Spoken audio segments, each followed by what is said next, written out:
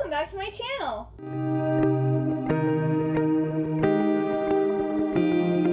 So today is the start of another weekly reading vlog.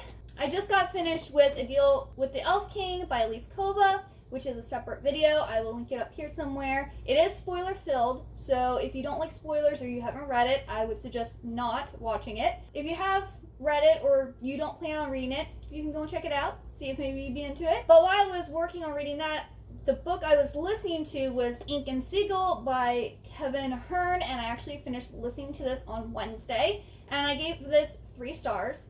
I haven't taken out, I was listening to it, but I forgot to take out the bookmark. But yeah, I finished listening to this.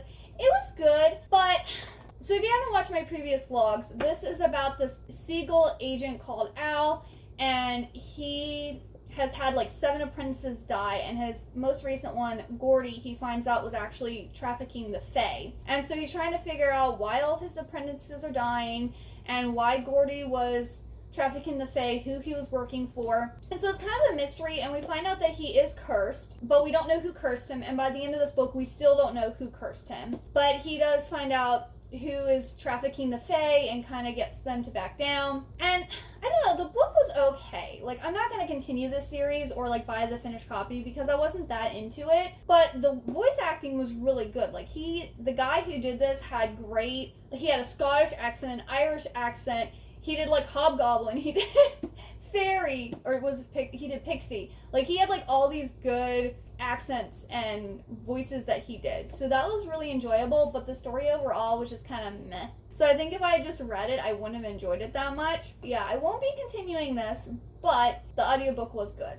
And then I started listening to I'm Glad My Mom Died by Jeanette Mccurdy. And this is really good so far. It's really sad and kind of depressing, but at the same time, it is like funny. Like, there were sometimes like, oh wow, that really sucks. And then I laugh because she like takes the sadness of the situation and like makes it funny. Probably uncomfortable to talk about, and sometimes when you're uncomfortable, you like try to like laugh or you try to lighten the situation. That way it's not as like, I want to say like dense.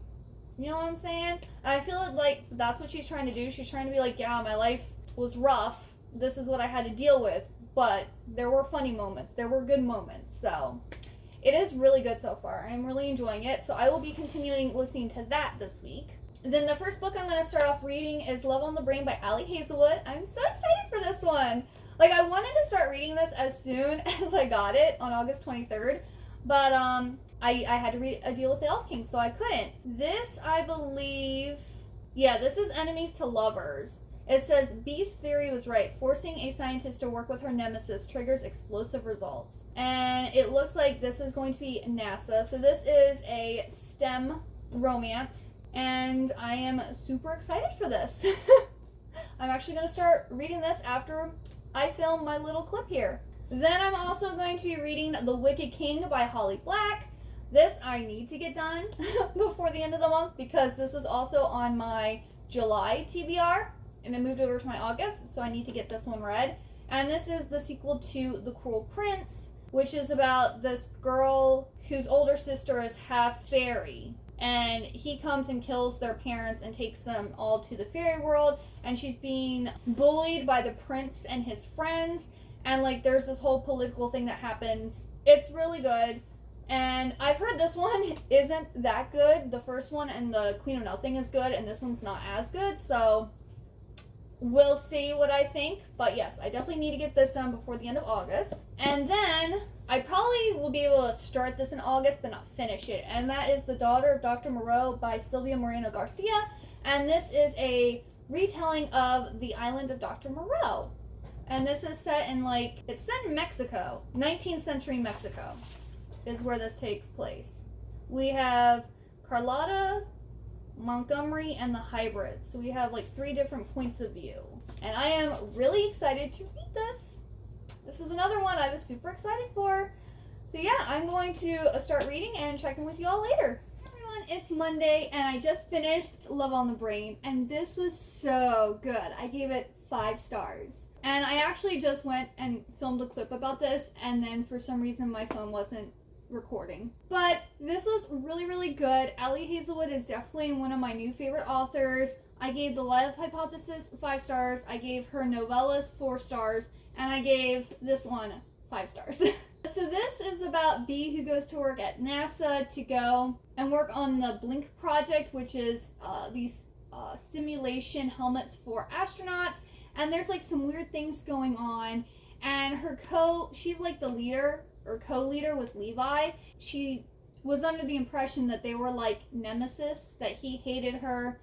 But in fact, he's actually been in love with her all this time. And she thinks that he's sabotaging her and like messing with things to make her life more difficult.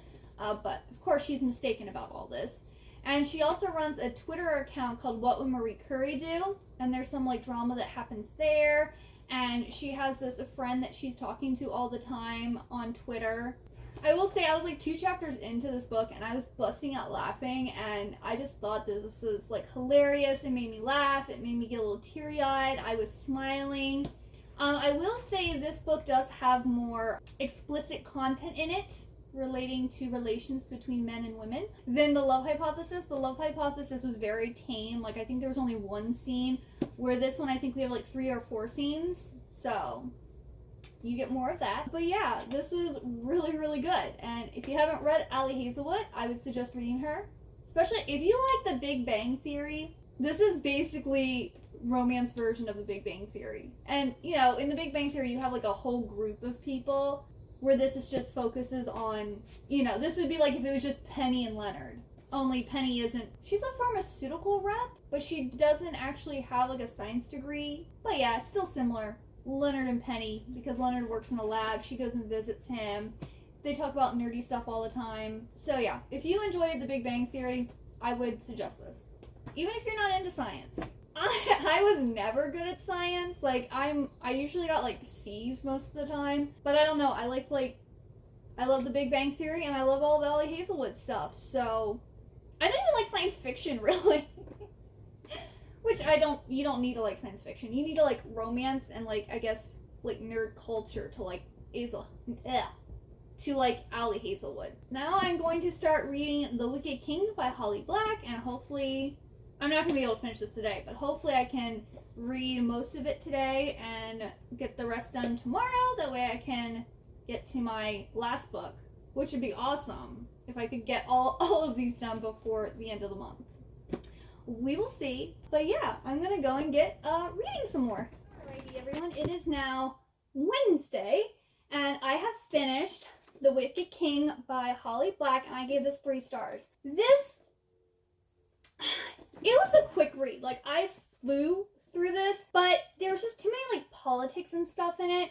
So this book takes place 5 months after the end of The Cruel Prince, and it's very much a lot of politics. And like, there's like the scene of the previous seneschal, who's kind of like the advisor to the king, who's like juggling, and he's like, be careful that you don't take on too much, because, and he like, everything falls and like crashes and, you know, destroys. And so it's like, he was trying to tell her, don't take on too much, or like be juggling too many things, because you're going to crash and burn, pretty much. And also, she can't trust anyone. Literally, she cannot trust anyone. So like, it was just, I guess, very like high tension, not knowing what's gonna happen, who's gonna backstab her, you know, it was exciting, but it was just so political, and I don't really like politics. So yeah, I mean, I like the parts in here with the romance. So it was okay. I can understand why people are like, oh, I love The Cruel Prince, but The Wicked King. Most people say The Wicked King is the weakest book in the series, and it's probably because it's basically all about politics. It's like, where Jude starts is The Cruel Prince, pretty much, and where Jude ends, I'm guessing, is The Queen of Nothing, and this is kind of like the in-between story type of thing. Which, I mean, it's important to the story, but it almost feels like filler. I got that read. And then I started reading The Daughter of Dr. Moreau by Sylvia moreno-garcia, and I'm currently on page 31, so I haven't gotten that far yet. I was hoping to get this done today, but I might get close to being done, but I will hopefully be able to finish this tomorrow. That way I can get started on my September reading list, which I will actually probably start with The Secret Garden. So if I get this done either today or tomorrow, I will then be reading Return to the Secret Garden, in this vlog too, because that one's carrying over because I wasn't gonna be able to fit it into August. Even though I wanted to, I knew I wasn't gonna be able to. But this, so far, we have Dr. Moreau and his daughter Carlotta are living in Yucatan. Sometimes they have Yucatan, and other times they have it with an X in the like Yaxatan. So I don't know if it's still Yucatan or if it's pronounced a different way, but they're on this island, and Dr. Moreau is doing experiments taking gemmules from animals and from humans and fusing it together to make these hybrids. So we have, I know for sure, 2 hybrids that are running around who are kids. And we have is it Dr. or Mr. Montgomery? I guess it's Mr. Montgomery, who is coming here to be the mayor domo, whatever that is. There's a lot of, I guess, Spanish words in here, or some, I don't know. There's another language in here, and I'm not really sure, like, all of the terms and what they mean. So I should probably Google them, which is kind of confusing because they'll be talking about different things. I'm like, what? And there's, like, no, is there an index in here? No. There's, like, no, you know how, like, in fantasy books, sometimes they'll have an index that tells you, like, what different things mean? Or I know I've had some, like, books, like, set in Japan or whatever, and they'll have, like, what the different Japanese names mean or words mean. There's nothing like that in here, which I think it could benefit from that, just because I'm sure a lot of people who are reading this don't know the language that's being used in here, other than English. But he's come to be the mayor domo, and he's unclear about exactly what's going on. And he's 29, and Carlotta is 15. And if this follows other retellings, her and Montgomery are going to have, like, a thing. I don't know if that's actually going to happen in this book or not. But if it does follow, that's a pretty big age gap. But Carlotta is being infused with jaguar blood or gemmules or something like that because she has, like, some rare blood disease, and Dr. Moreau is using the jaguar blood to help her condition. And that's kind of where we're at right now. Montgomery has just gotten there, and he's learning about what's going on this island. So it's interesting. It's not starting off as good as, like, Mexican Gothic or The Beautiful Ones. I feel it is feeling more like a classic. Which, I mean, it is inspired by a classic short story. So maybe she just wanted to keep that same feel. I'm not sure. But I think I'm probably still going to like it. And then I got something delivered to the Amazon hub. And where the Amazon hub is, there's also a Weiss. And I had to get some turkey for my cats. So let me open up this first. And then I will show you. They have, like, mass market paperbacks there. So I found one to pick up. This is what I got from Amazon.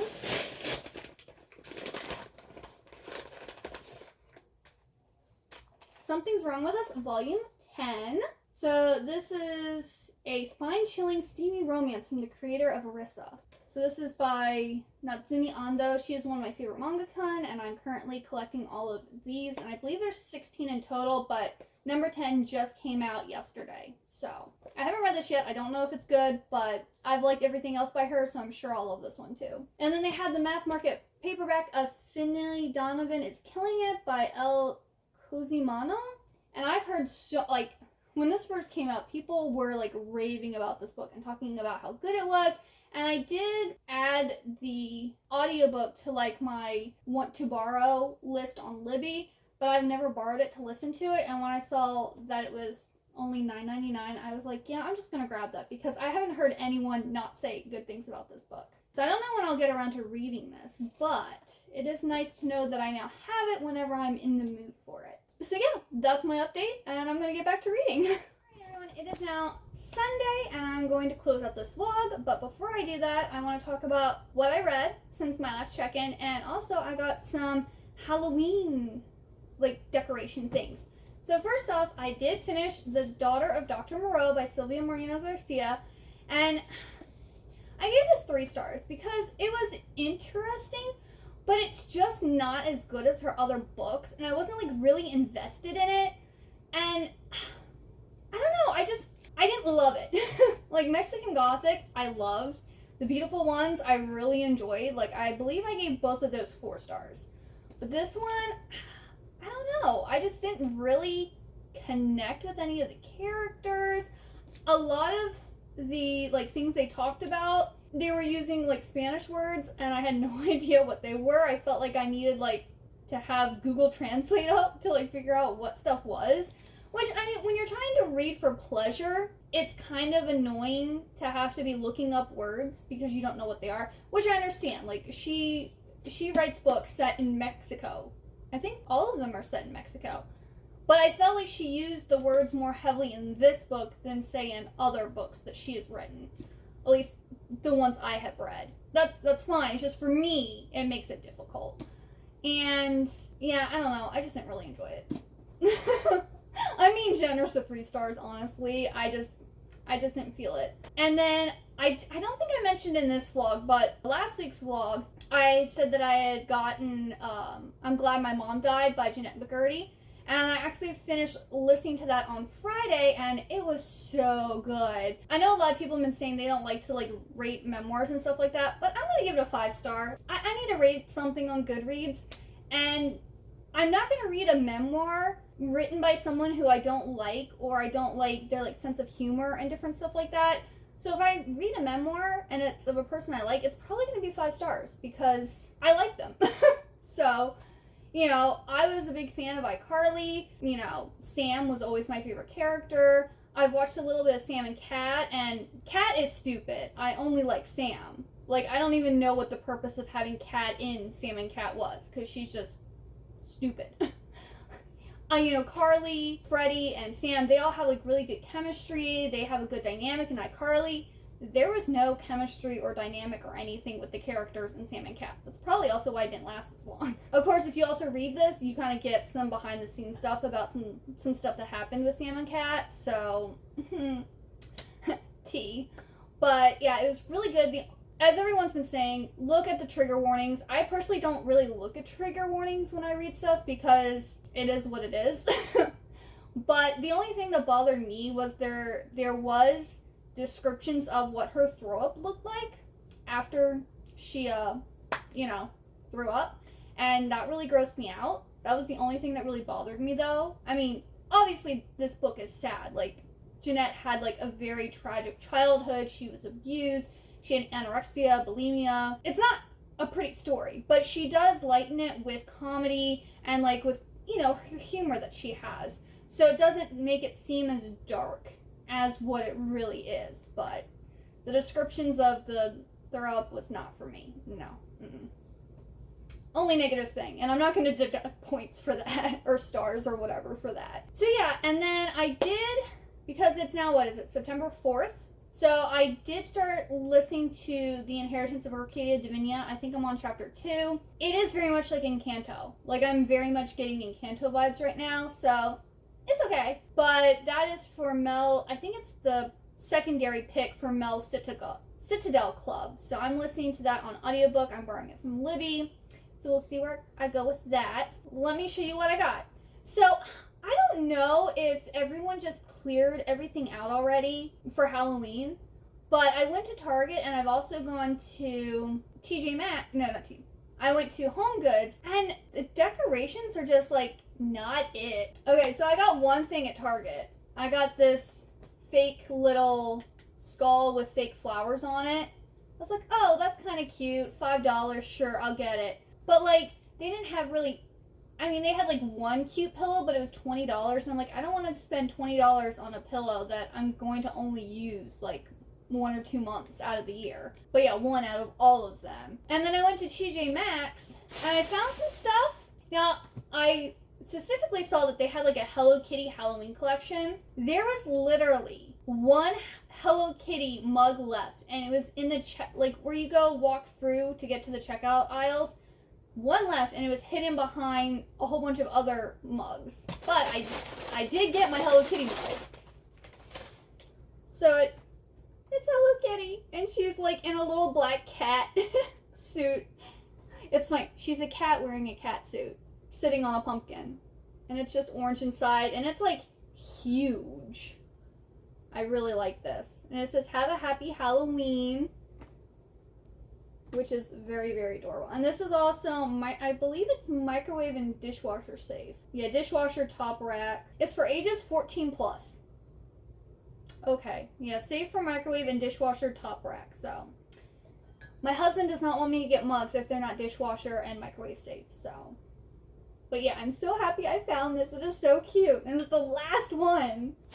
And then when I first walked in, I saw this and I was like, oh yeah, that's my aesthetic. Well, like my Halloween Gothic aesthetic. So, it is a raven sitting on top of a skull. And we got skulls all around here and a skull on the top. Oh no, these are bones, not skulls. But yeah. It's so cute. But yeah, I like the whole raven sitting on top of a skull. I don't know why. I think it's because of Edgar Allan Poe's The Raven. And I love Poe, so whenever I see this, it reminds me of Poe. So yeah, I got that, which I really, really like. And then this isn't Halloween or fall themed, but I kind of always wanted a globe. I just liked like the old university libraries that have like a world globe. And I just love that. So this is, usually they look really, really cheap, but this one's actually really nice. It's the nicest one I've seen so far. And it was only $8. So I was like, yes. Oh, fabricated with care and precision, 100% handcrafted, unique and inventive, made in India. It's by Casa Decor. Not for educational use, for decorative purpose only. Does that mean it's not accurate? I don't know, but I really like this, and I think it will look nice on my bookshelves. So yeah, I'm going to end the vlog there. I really hope you liked this weekly reading vlog. If you did, please give it a big old thumbs up, and also hit the subscribe button down below. And if you got all the way to the end, please leave me the skull emoji for our snow globe here. And I hope you have a wonderful good day or night, and I hope to see you next time. Bye-bye!